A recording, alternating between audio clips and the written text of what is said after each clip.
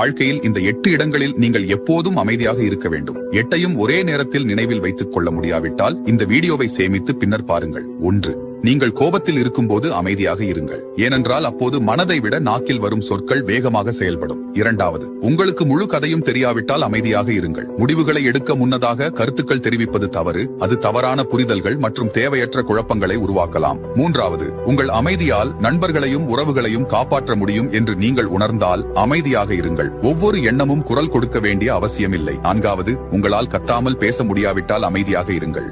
5. உங்களின் வார்த்தைகள் யாரையாவது காயப்படுத்தக்கூடும் என நீங்கள் நினைத்தால் அமைதியாக இருங்கள். விஷயங்களை கையாள எப்போதும் மற்றொரு சிறந்த வழி உள்ளது. 6. பேசுவதை விட கேட்பது நன்மை தரும் என நீங்கள் நினைத்தால் அமைதியாக இருங்கள். 7.